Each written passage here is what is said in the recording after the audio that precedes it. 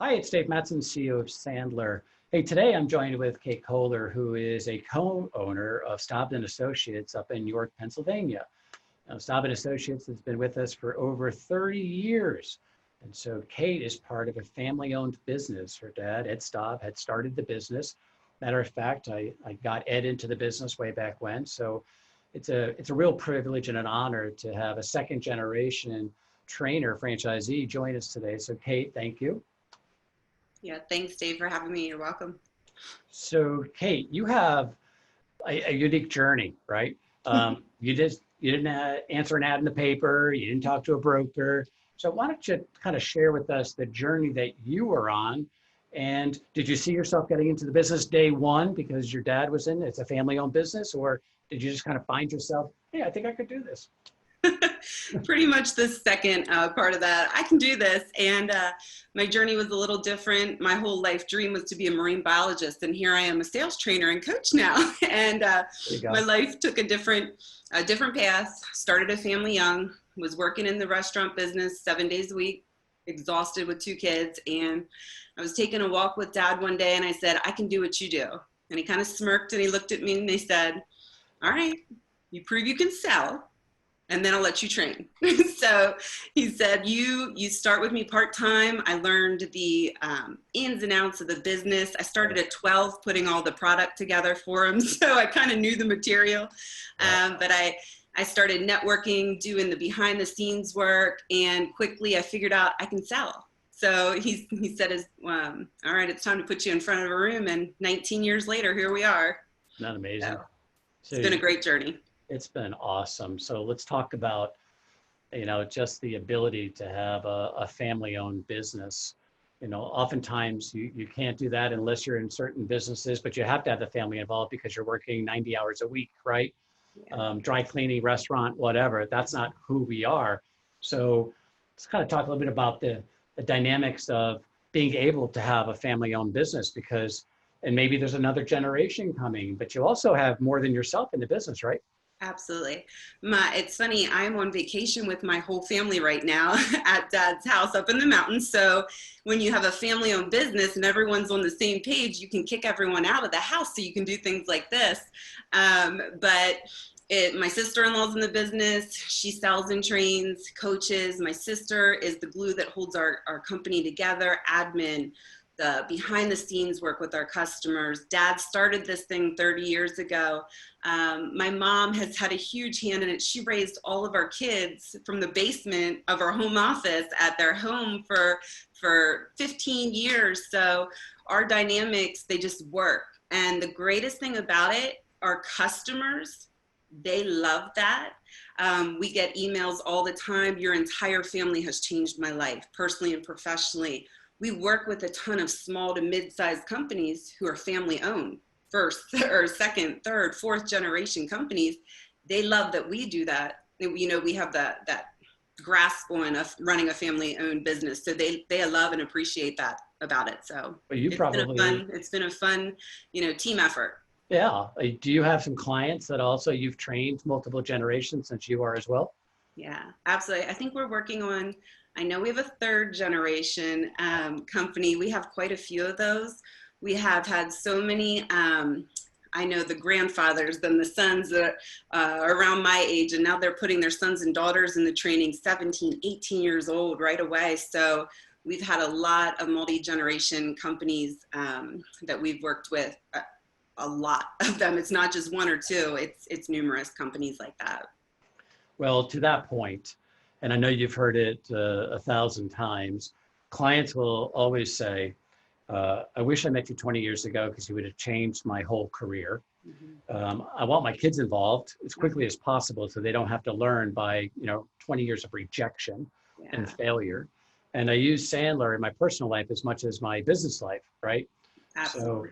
yeah, it's kind of cool when people get their kids into the program as quickly as possible because they have that confidence and conviction as you did, as you entered into the business and started selling. You have no sales background, right? You were in the restaurant business. Yeah.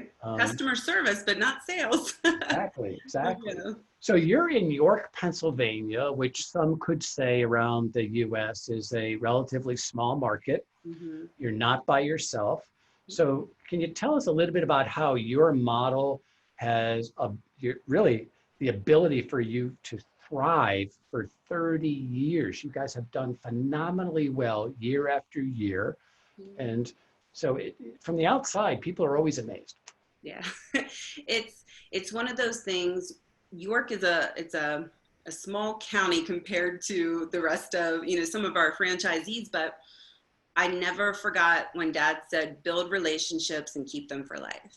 And Dad stopped selling, cold calling, not selling, cold calling 6 months into the business. And that stuck with me. And I thought, if I can build relationships and more relationships evolve from those relationships, I don't have to cold call for the rest of my life. So we established relationships 30 years ago. And a lot of those people still come to the room themselves, or their children, or the people under them. So it was all about establishing those relationships and never giving people a reason to leave. So that is how we have kept our rooms full. We have, up until this COVID thing, we've never skipped a beat when we start our 9-week sales program over.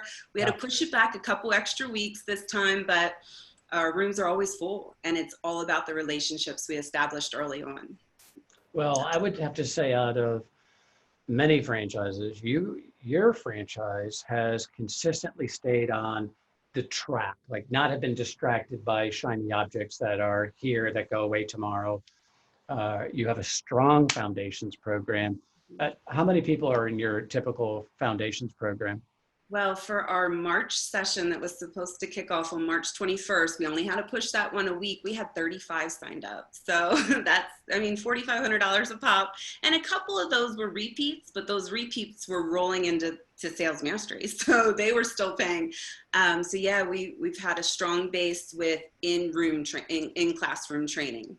And I would say, just because I know, the 30 to 35 people in a foundations program is not unusual for you. You guys have always packed that room. Would that be fair? We do as much as we can. Usually at the beginning of the year, January and March, those programs are bigger. Summer fizzles out, and we have a lot of repeat customers because we tell them, you're not getting the foundations program. You're not getting that, Sure. the first time you come through. So a lot of our customers, they'll come through for a year. They'll show up to our room every Tuesday, and they add so much, they bring such an impact to the people in the room, because they're like, you grew that quickly in 2 months, or that's what you picked up and that's how you've changed already. So we have kind of a hybrid of veterans and new customers. That's why we think it thrives as well as it does. Yeah, I love that combination. In the foundations program, when people ask questions, I always, when I was in foundations, tried to answer the question before the trainer. That's how I knew I was like getting it, right? Yeah. And then I would always be able to answer somebody else's problem, even though it was the same problem that I had, but I would have never given myself that advice. But when my ears heard what my mouth said, I'm like, maybe that'll work for me too, right? Yeah. It's kind of cool.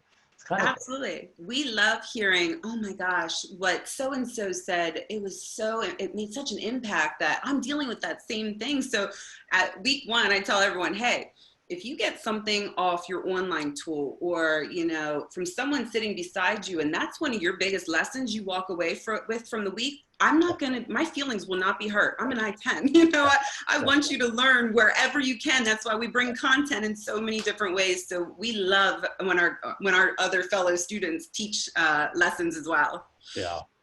As you know, Sandler has won an award for some of the top franchise opportunities for women. Certainly, I don't think we have enough women in our network. It's something that we always have to strive upon. But a little bit about your insight on, as far as where you see Sandler going, and just the opportunities for people like yourself who may not have that background, but you certainly have done a fantastic job over the time that you've been here, which 19 years now. It's incredible. So any thoughts on that? I've seen Sandler evolve so much over these 19 years. I can remember back when I really first started getting into sales, and I was getting bronze awards and started out that way. And I remember standing in front of like 100 plus, maybe close to 200 men, and just looking around and feeling a little overwhelmed and Yeah. intimidated and thinking, Young, you're the youngest probably, right? You're a yeah, female. I'm a woman, I'm in my 20s. Yeah. Wow, I have a lot of big shoes to fill. And I remember thinking, that's a lot of men out there. And now it's amazing to see how the dynamics have shifted. Some of my favorite, lessons have come from some of those men that I peered out of, but there's so many strong women in the network, and Sandler does such a great job of putting them on a platform and showcasing and never ever making any woman feel like they can't get up and have, such a great presentation or something that blows people away when they get up on stage and talk. Sandler has really done a great job trying to put women on a platform and to put them in the spotlight. So there's never anything where you feel like, oh, they kind of make me feel down here, compared to the mighty male. So it's been a great thing to watch evolve over these years. Well, I think we certainly have come a long way, and I don't think we're done with that journey. We've got a long way to go. Let me ask you a last question. If you had to pick a phrase or two, what would you say is the most satisfying part of being in the business? The most satisfying part of being in the business is when people almost weekly send us a message and say, your training has changed my life, both personally and professionally, and I believe even more so personally. So every time we hear that, I hear we change lives, not just professionally, but personally. And if you can get it right personally, what's the professional stuff? That comes easily. So I think that is one of my ultimate favorite things of hearing about being in this business, what it does for individuals, families, businesses. So I would say that more so than anything. I'll tell you what, I think everyone keeps score based on money, but at the end of the day, when you're by yourself and you say, what's the greatest thing? I would 100% agree with you. It's impacting people's lives. And if for you that are watching, if you want to impact people's lives, why don't you give us a call at 410-559-2033 or email us at franchising@sandler.com, and we can talk and decide if this could be your last career stop.